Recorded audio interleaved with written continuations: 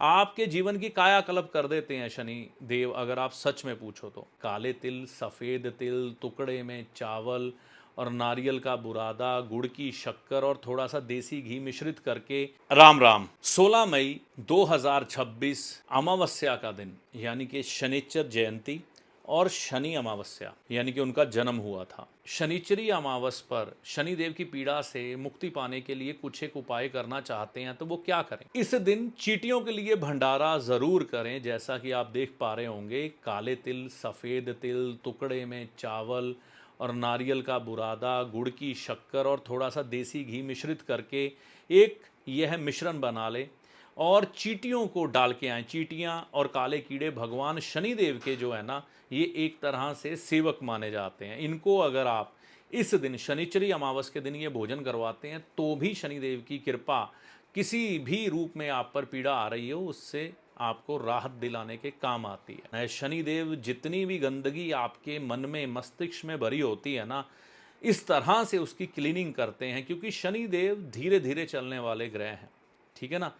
तो शनि देव जब धीरे धीरे चलते हैं तो आपको मानसिक तौर पर, शारीरिक तौर पर, आर्थिक तौर पर तोड़ देते हैं। जितने भी अहंकार और घमंड आपके अंदर होते हैं, ये शनिदेव की महादशा, अंतरदशा, साढ़े साती, ढैया में टूट जाते हैं, बिखर जाते हैं। आपके जीवन की कायाकल्प कर देते हैं शनि देव, अगर आप सच में पूछो तो। क्योंकि हर एक व्यक्ति ने कोई ना कोई दुष्कर्म तो किया ही होता है, उसकी क्षमा मांगे शनिदेव से, है ना? और इस दिन आप अगर शनिदेव के सामने बैठकर शनि चालीसा करते हैं मंदिर में जाकर और उनसे माफ़ी मांगते हैं, क्षमा मांगते हैं, तो शायद शनिदेव आप पर कृपा बरसाएं।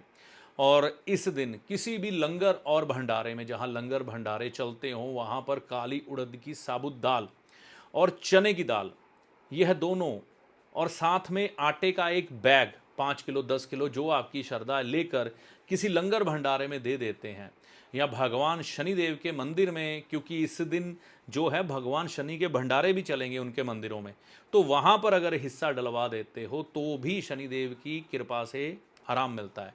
लेकिन मानसिक शुद्धि, कर्मों की शुद्धि ज़रूरी है, नहीं तो शनिदेव को आप धोखा नहीं दे सकते। अगर आप किसी तरह के भी व्यसनों के आदी हो, शराब पीते हो, स्मोकिंग करते हो, जुआ खेलते हो, पर स्त्रीगामी रहते हो, तो शनिदेव आपकी यही सब चीज़ों से आपको किसी न किसी तरीके से दूर करते हैं। तो इस दिन, शनिचरी अमावस के दिन, यानी कि 16 मई के दिन, आप शनि देवता जी के मंदिर में जाकर उनके सामने माथा टेकते हुए अपने विकारों को दूर करने की प्रार्थना करें। क्योंकि शनिदेव जो है ना, आपको आपके जीवन में से कई बुरी आदतों से काट देते हैं, विराग पैदा कर देते हैं, वो चीज़ें आपसे छूट जाती हैं। तो भगवान से यही प्रार्थना करें कि मेरे ये विकार हैं, यही मेरे से छूट जाएं।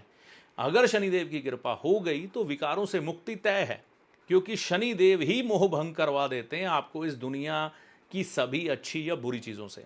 ये उनकी कृपा के बगैर संभव ही नहीं है। तो ऐसी प्रार्थना आप कर सकते हैं। अगर आप पर शनिदेव की महादशा शुरू होने वाली है तो इस दिन आप शनि देवता जी के मंदिर भी जा सकते हैं। अब सुनिए सबसे विशेष बात, आपको शनिदेव की महादशा चल रही है या आने वाली है या खत्म होने वाली है, शनि देवता जी के मंदिर में जाइए।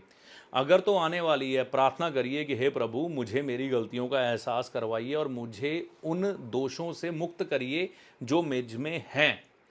और अगर चल रही है तो कहिए कि मेरे ऊपर कृपा बरसाइए और मेरे दोषों को दूर करिए। और अगर जा रही है तो निश्चित तौर पर आप ये मानकर चलिए कि शनिदेव आप पर कृपा बरसाकर ही जा रहे हैं।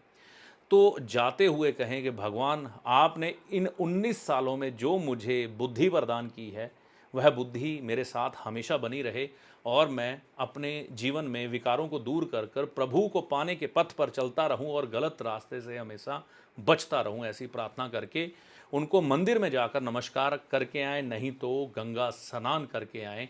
भगवान खुश होते हैं इससे, क्योंकि आखिर में तो वह कर्म फल दाता है ना, जो आपके कर्मों का हिसाब करने के लिए आए हैं।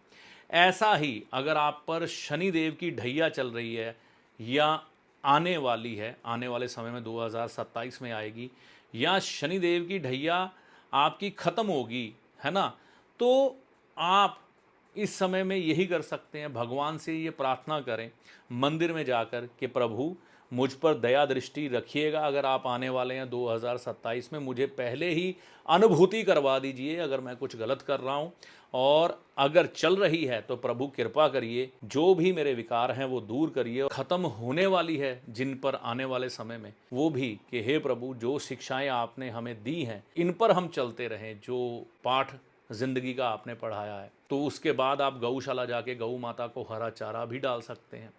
तो ऐसा करने से भी आपको लाभ मिलता है। ज्योतिषी आपका सलाहकार है जो आपको भले और बुरे समय का ज्ञान देता है, ना कि कोई चमत्कारी बाबा जो छड़ी घुमाकर आपको माला माल कर देगा, धनवान बना देगा, या कोई जादूगर जो छलावे में डालकर भ्रम की स्थिति पैदा कर कर आपके भाग्य को बदल देगा। तो ज्योतिषी को हमेशा सलाहकार के रूप में देखें, ना कि चमत्कारी बाबा या जादूगर के रूप में। ऐसा नहीं होता।